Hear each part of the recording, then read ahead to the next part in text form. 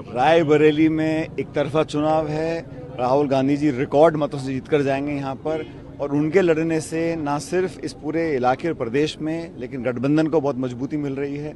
और मैं मानता हूँ कि रायबरेली के लोग यहाँ पर मन बना के बैठे हुए हैं, क्योंकि पूरे देश की निगाह इस चुनाव पर है और भारतीय जनता पार्टी पूरी ताकत लगा रही है, सब संसाधन लगा रहे हैं और खूब सत्ता का दुरुपयोग हो रहा है। जो इंजन है ना, दोनों सिंगल डबल, वो सब लगे हैं यहाँ पर, लेकिन कोई काम नहीं आ रहा है। कोई लोग मन बना चुके हैं और ये जाति धर्म बिरादरी से ऊपर उठ गया चुनाव। ये चुनाव भविष्य का चुनाव है और राहुल जी को मदद और आशीर्वाद देने के लिए पूरे रायबरेली के लोग यहाँ पर उत्सुक हैं और 20 तारीख को भारी मतदान करके जिताएंगे उनको। सर, भाजपा का ये प्रचार ही हो रहा है, वायनाड चले गए, वायनाड से फिर अमेठी न आकर अब रायबरेली आ रहे हैं। इसका भी प्रचार इस दोनों ही क्षेत्रों में, अमेठी रायबरेली में, दोनों में यही बात मुख्य रूप से। पहली बात तो जो प्रधानमंत्री ने प्रचार कर दिया ना अडानी अंबानी जी का, और जो उन्होंने अपने मुंह से बातें बोली हैं, उस पर कब एक्शन लेंगे? उन्होंने जो बोला कि काला धन टेम्पो में जा रहा है और पार्टी को मिल रहा है, तो जब वो खुद ही इस बात को एक्सेप्ट कर रहे हैं तो उन पर जांच करानी चाहिए। उनको किस बात का इंतजार कर रहे हैं? और इतनी बड़ी बात बोली है, एक पब्लिक मंच से बोली है, इसका भी खुलासा होना चाहिए कि वो कहना क्या चाह रहे थे, जांच कौन करेगा, कब तक उसका पता पड़ेगा।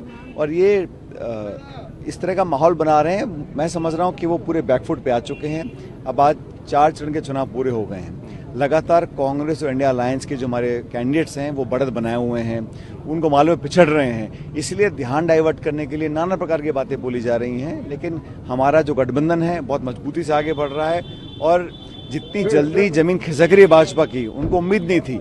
इतना यहाँ पे बढ़त हम लोग बनाए हुए हैं, इसलिए थोड़ी बौखलाहट का मुझे एहसास उनके भाषणों में हो रहा है।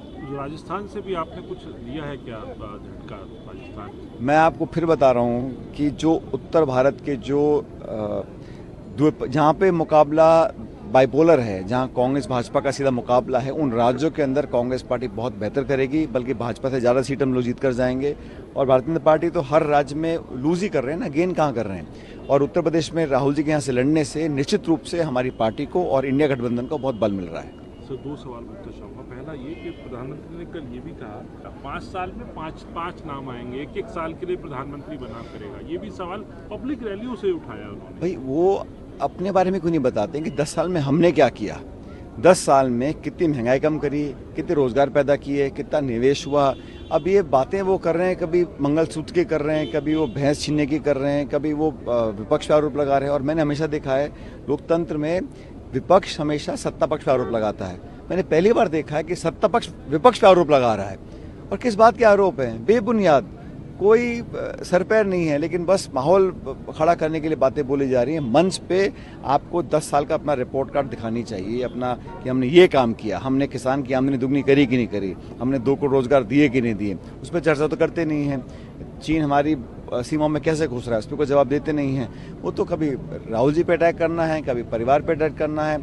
और मुझे लगता है कि ये मुद्दों से भटकाने की जो रणनीति है, अब इस बार कामयाब नहीं होगी। आखिरी सवाल, क्योंकि सर आप एक बड़े स्टार कैंपेनर हैं कांग्रेस के, और मेरे ख्याल सभी राज्य और राजस्थान आपका जो है कर्मभूमि है, इन दोनों जगहों पर जो है कांग्रेस का राजस्थान में तो पिछली बार खाता भी नहीं था, खुला था, और बहुत नगण्य नंबर थे।